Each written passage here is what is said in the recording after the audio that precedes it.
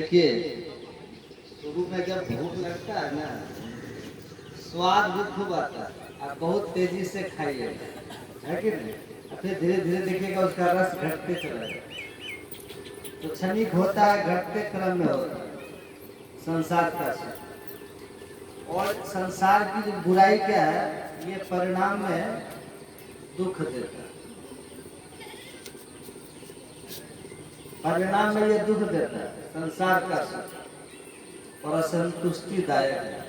संसार का सुख दुखदायी है, इसलिए भगवान कृष्ण ने कहा यही संस्पर्शजा भोगा दुख योनियः एव त आदि अंतवंत कुंतेव नाते सुरंते। जो संत होते हैं, जो ज्ञानी होते हैं, वो भोग में नहीं रमते। क्यों?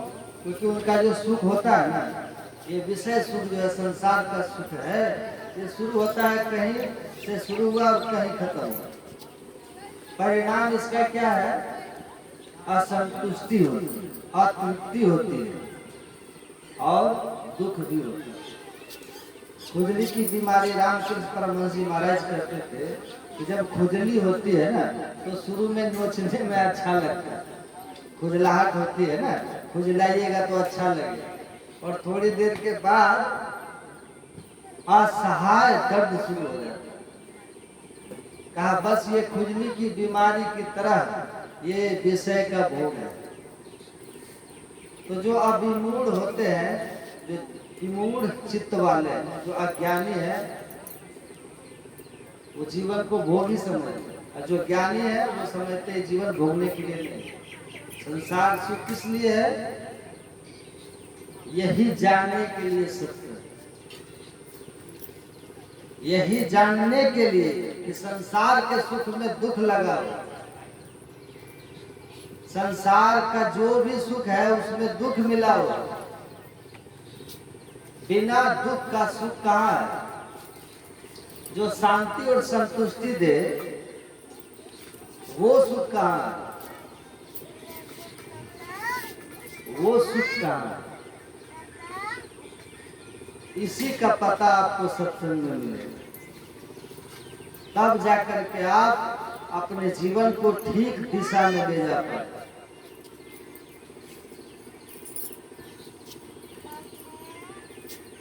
तो माता मदालसा कहती थी अपने बच्चों को, बचपन से ये ज्ञान देती थी बच्चों को, आप लोग भी दीजिए कि तुम शुद्ध बुद्ध आत्मा हो, संसार माया, तुम अपने आप में सुख स्वरूप हो, बाहर की ओर मत जाओ, अपनी ओर हो जाओ,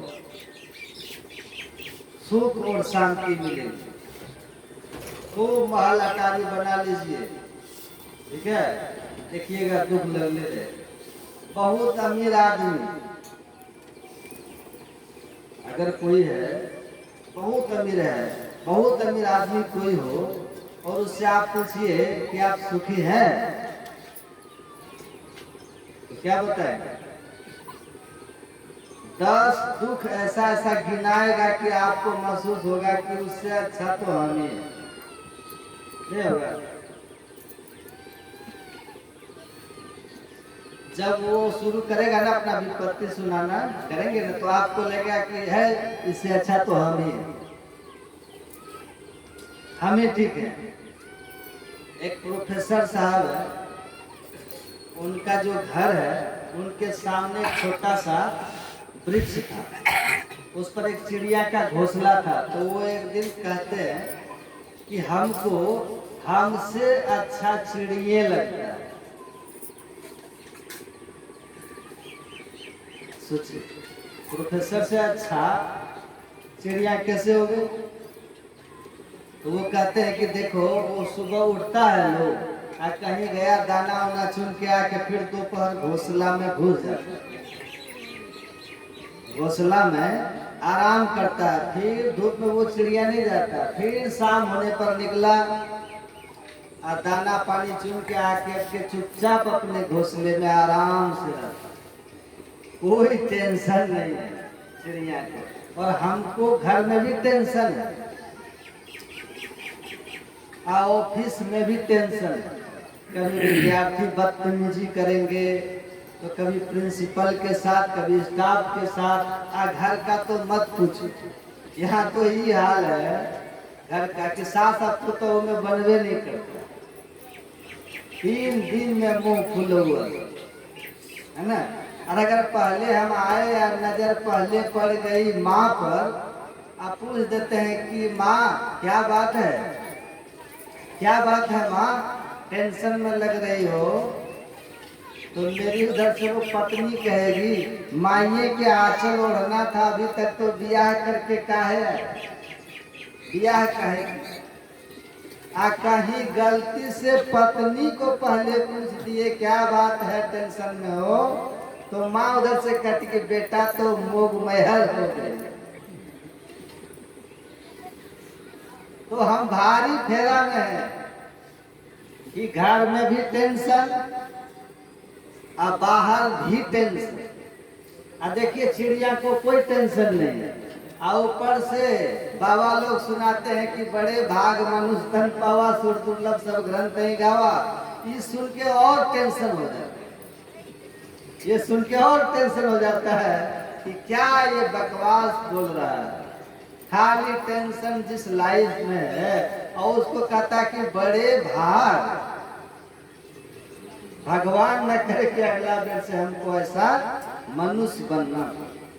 अब आप लोग बताइए, प्रोफेसर साहब हैं, बच्चों को पढ़ाते हैं, अब भीतर में क्या है कि हमसे बढ़िया चिड़िए। ये क्यों है?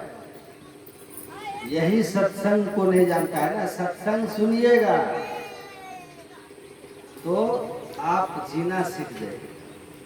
सब टेंशन के बीच भी बड़े भाग मानुष तन पावा का आनंद आप लोगों को मिले। इसकी कला है, युक्ति है, कैसे जीना है ये युक्ति है, सत्संग में मिलेगा। इसलिए ध्यान से सत्संग सुनिए। हम लोग ट्रेन से जा रहे थे, हाँ कुछ प्रकाश हुआ, अरा छपरा था, अब बैठे हुए थे। और आजकल के बच्चों को तो आप लोग जानते हैं कैसा होता है। हम लोग बैठे हुए थे, आया लोग बैठ गया, एक बच्चा लड़का कहता है का बाबा, बाबा बोले का है, खालो इधर का जाके उधर पढ़ता है, का बाबा, आरा पटना से आरा के ट्रेन में बैठे थे, कहते का बाबा का हाल चाल, तो बाबा बोले ठीक है बा, तो कहाँ से होता नहीं, आवत बानी भागलपुर से, कहा जाए कहाँ, बोले बनारस, कहता हाँ बनारसे के लगाता नहीं। बाबा बोले का है, तो थर्ड के ट्रेनिंग वजन ठीक से हो रहा, थर्ड के ट्रेनिंग बनारसे में होला, वजह सुनो पढ़ाओ, पढ़ी ला लोग तब न मैं देश के ठाक के घूमता नहीं लोग ऐसी में बैठ के देखिए। तो बाबा बोले कि हाँ बबुआ बात तो तू ठीक कहता, इतना दौड़ धूप के नौकरी होता, कोनो आर्मी में, कोनो सिपाही में, कोनो रेलवे में, 100 रुपया वेतन मिलेला, बताओ मिलेला।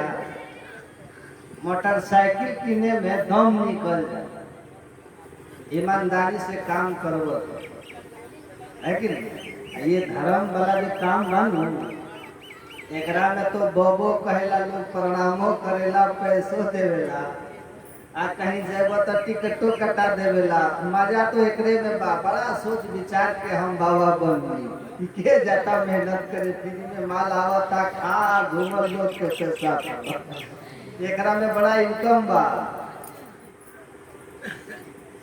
बुझला।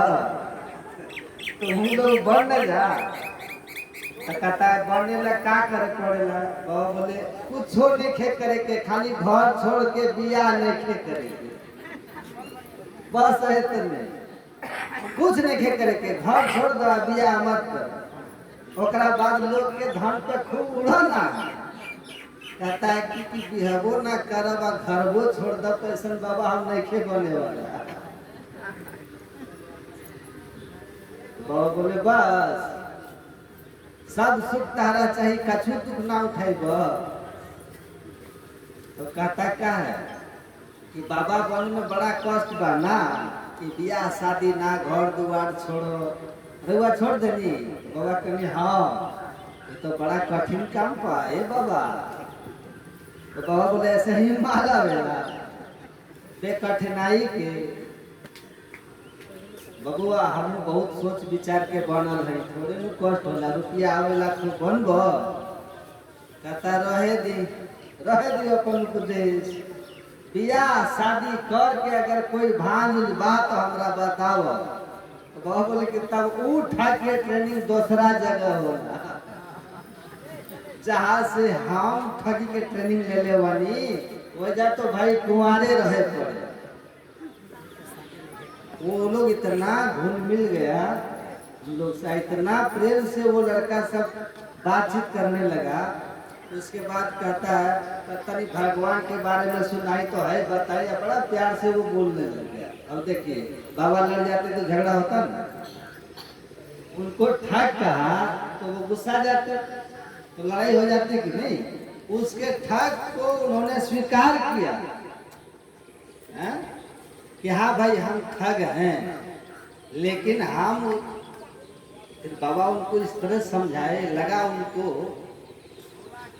कि बात ठीक ठाक महात्मा जी कह रहे, जो हम लोग को समझाना था समझा दी। ऐसा ठग बनना साधारण बात नहीं है, इसके पीछे कुछ खर्चा पानी है भारी भरकम। तो आपको अपना नर्वस सिस्टम कंट्रोल कर लेना, ठीक है। क्यों टेंशन होगा? कोई टेंशन वेंशन नहीं होता है। संसार में दुख रहेगा, ये धूप रहेगी, वर्षा भी आएगी, आपको केवल छतरी होना जानना है कि छतरी होना चाहिए आपके पास। धूप में भी चलिएगा और वर्षा में भी चलिएगा। कांटों को दुनिया से कोई खत्म कर सकते हैं? पैर में केवल जूता होना चाहिए, फिर कोई टेंशन है? कोई टेंशन वेंशन नहीं। तो ये जो सत्संग होता है ना, इस दुखमय संसार में यही चीज, छाता और जूता ले करके चल दीजिए। रोड उभड़ खाबड़ रहे, गिट्टी उड़े, चाहे धूप और वर्षा है, आपकी यात्रा अनवरत रहेगी, अनवरत रहेगी।